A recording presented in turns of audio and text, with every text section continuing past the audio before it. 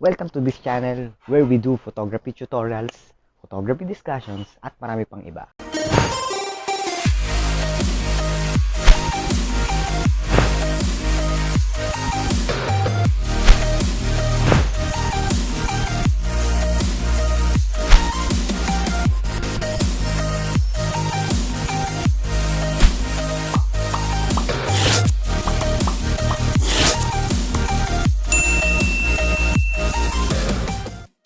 So today, we will discuss kung ano nga ba expectations nyo sa channel ko.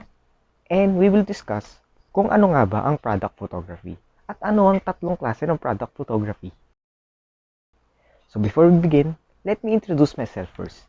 Ako nga pala si Avery Ventigan, a commercial product photographer based here in Manila. And I'm also the official freelance photographer of Clio Digital Solutions. Clio Digital Solutions. Thank you, Clio Digital Solutions, for sponsoring this series. And you can also watch this live tutorial at their FB page. And for your digital solution needs like logo design, branding and identity, and web design, you can visit clio.com for more information. Thank you, Clio. So ano nga ba magiging expectations nyo sa channel na ito? So magkakaroon tayo ng photography tutorials and actual shoots.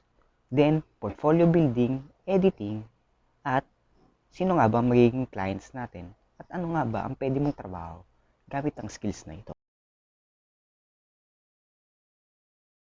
Ang product photography ay isang genre ng photography, which is ang subject natin ay product. Ano nga ba example ng mga product? So, pwedeng cosmetics, pwedeng clothing, yung shoes, at marami pang iba. Una is yung dropout shoot. Pangalawa is yung e-commerce shoot. At pangatlo ay yung lifestyle shoot.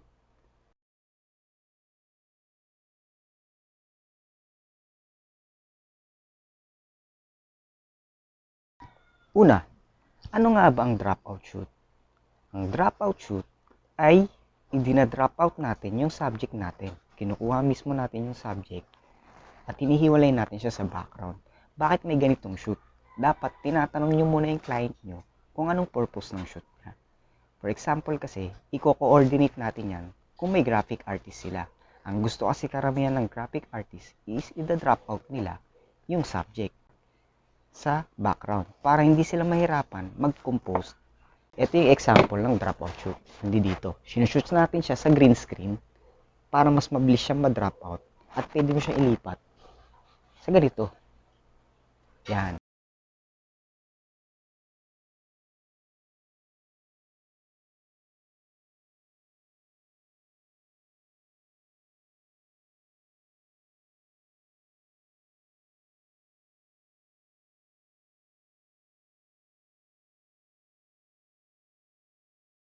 So next is e-commerce shoot.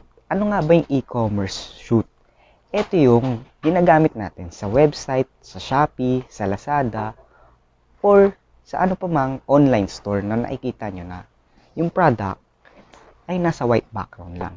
Ito yung tinatawag nilang e-commerce shoot. So madalas, ito yung pinaka-demanding sa product photography kasi nga, maramihan ito. Tinatawag nilang mass shooting. Siyempre guys, tuturuan ko kayo kung paano nyo i-handle yung napakaraming product na isushoot ninyo.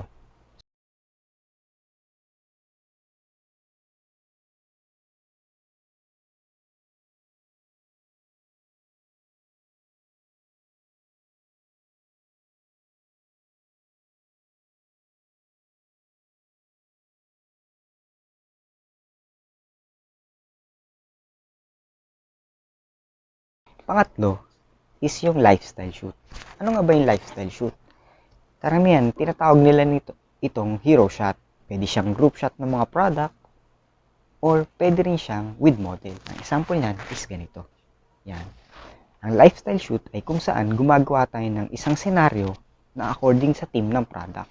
So, pwede siyang may kasama mga props or pwedeng kapareho niyang product sa iba't ibang color. Yun guys, ang tinatawag na lifestyle shoot. So, yun yung tatlong common na ginagamit ko sa aking product photography. Marami pang ibang tawag dyan, pero in my own experience, ito yung tatlong na-encounter ko. So guys, thank you for watching. Stay safe and have a good day.